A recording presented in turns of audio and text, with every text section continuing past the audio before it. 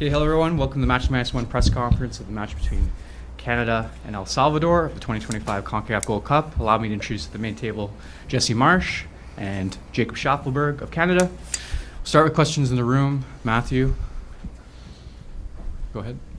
Matthew Cheney from TSN. For both Schaffelberg and Jesse. Last year at the Copa America felt like a journey to the unknown. You were coach for the first time, and Schaff, you kind of introduced yourself really to the nation and the men's national team. It feels like there's a bit of a shift after the game against Curacao. Not only certainly in the media, Jesse, with everyone looking at what was going to happen with your potential suspension, but really the scrutiny on the team, from the substitutions to the way some of the plays were unfolding on the pitch. Are you guys ready for that next level of scrutiny in a competition that many consider you to be among the favorites? And Jacob, how is the team dealing with that? Yeah, I mean, you're going to have a few bad games here and there. That's just how life is. I think everyone in the locker room knew that we were disappointed in ourselves after that one. But it's just about learning from what we can do better, and just kind of using that motivation that we felt after that game and putting that into tomorrow against El Salvador. Yeah, for me, there's a few variables here. We've created higher expectations from the performance of the team and from what our expectations are internally. Let's not be so hard on the team. I think it's been a pretty good year. And if you even go back 2 years, we hardly play games in Canada, right? Like you see U.S. and Mexico, which all these tournaments are almost like home tournaments for them, right? It's in the U.S. Copa America. It's in the U.S. Gold Cup. Every environment that Mexico in is clearly a pro-Mexico crowd. We played one tournament game in a Canada soil, and we win 6-0 and put a great performance together. If we played at home every match of every game that we ever played, I think you would see a lot bigger performances. But that being said, the performances have been really good. And that's what we're really building toward, what next summer can be. And we know how massive the home crowd will be for a World Cup. Like, this will be different than anything they've ever felt. And I think what we showed in Vancouver is it's not pressure for us. It's only support and more belief in what we're doing. And then, Curacao is, anytime you play a man-marking team, you guys have heard me say this before, it's not easy. And it's a specific kind of match plan that you have to put into place in order to be good on the day. We were good in the first 25 minutes. They hardly got over our half. We get the lead. Like, on a different day, things can go a little bit differently. But we let ourselves down in the second half. We've talked about it. We're going to learn from it. We're going to be better for it. And we're going to make sure that we don't have any more of those kind of performances and experiences, and that we understand at all moments exactly what games are, and that we're up for it and we're ready to meet the challenges and set the tone for how we want to play. Christian Jack, One Soccer, question for you, Jesse. Under your tenure, when you think about games within 3 days, coming back from a setback, your team has done very well. You think about the Netherlands to France, Argentina to Uruguay in the Copa America, and then in the Nations League from Mexico to the United States. You've got that chance again here. What is it about those performances in the second game that keeps you fresh about what you can expect in this game? And what is it about your team that is allowing them to be flexible and just turn the page quickly? Yeah, I think in general it's the commitment of the group and the belief in what we're doing together. So even some of those that you mentioned, Christian, I appreciate how you describe it, but a lot of those even first performances, even if they were losses, weren't bad performances, right? They were just that we didn't win the game. I expect us to be ready for tomorrow. However, I expect El Salvador, this is a team that I really love to watch. Like, the passion they have, they fight for every inch on the pitch. They make their country proud with the kind of mentality that they play with and the commitment they have as a group. And I think we have our own reflection of that, And so when we're watching them either live in the stadium against Honduras or when we're scouting them over the last 3 months, there's been nothing but total appreciation and understanding that this will be a difficult game for us and we'll have to be at our best to find a way to get a win. Peter Warren, Houston Chronicle. Jesse, this is the last 2 games I've been watching in a different place than you usually watch a game.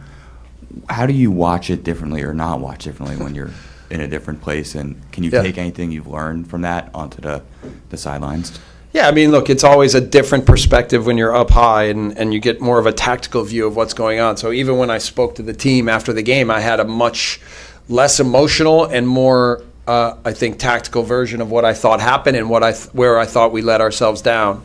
But you know, I'm ready to get back on the bench with you guys, Chef. You know, I'm ready to be there with the guys because this is the feeling that you love as a coach, is match day, being on the sidelines, being connected to your team, you know, trying to do everything you can to help them be successful and give them the ideas and the platform to go out and be who they are.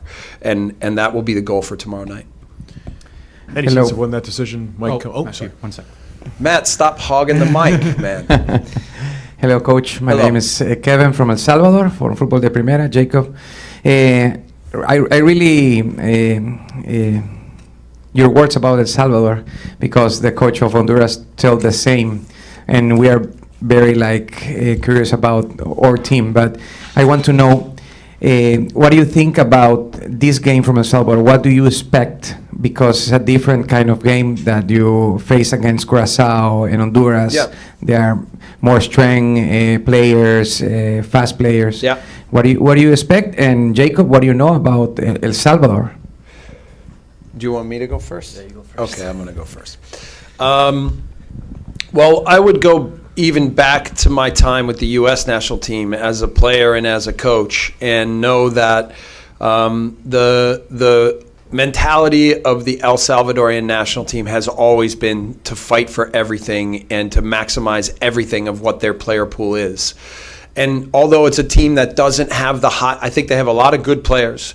They don't have the high-level players that are playing at big clubs in Europe, but nonetheless, I think their overall autonomy and their overall understanding of their identity and their commitment to that as a group, I think really defines what it means to be El Salvadorian, right? And I've been to El Salvador several times. I think the people there are very friendly, but are hardworking people that are very proud of their nation, and that's exactly how their team plays. You're right. They will present different kinds of challenges. I think that they like to be on the ball, and they have good players that are clever and sharp on the ball, and we'll have to make sure that we're do a better job of pressing and making it difficult on them. They're very scrappy on set piece situations, and they fight for every loose ball, and we'll have to make sure that in that sense that we don't take that lightly, and that we are up for winning second balls, winning duels, not fouling too much, and making sure that set pieces that we use our size and athleticism to gain a big advantages. But yeah, again, overall, I think we have to have a really sharp mentality and a real respect for exactly what they are. Matthew? Well, wait, I don't know if Shaf wants to Oh, answer. sure. Don't take away from Shaf's time. Well, Jesse kind of said everything that I would hope to say as well, but I've never played against El Salvador before, so it's going to be a lot of fun to kind of have that new challenge, playing against a new country. So I'm super excited, and of course we have a lot of respect for them, so it's going to be a good match, and we're all excited. Matthew? Just the availability of Derek and Ali and Jonathan when you take a look. All are ready to play. And any expectation of when you might hear from CONCACAF today? No, but the dialogue has been positive, and I think that more than anything, this has been a misunderstanding in some ways, and so I think we're all ready to move forward in a positive way. So we're supposed to get an indication today. Jesse, Jacob, I'd like to ask you both about Ismail. Jacob, first to you. What's it like to play with Ismail? And obviously, what do you think is his ceiling and what he can bring to this team? And Jesse, for you, what are you working with him right now as you receive him back to camp after obviously being still a little bit away earlier? What is it that you want from him in this tournament?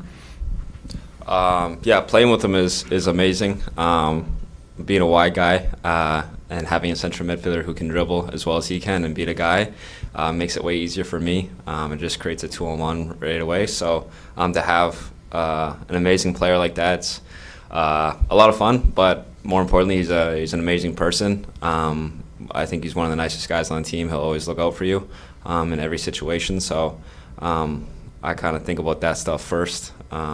So he's just the best person, and I'm super happy with all the success he's had. Yeah, he just had a 23rd birthday.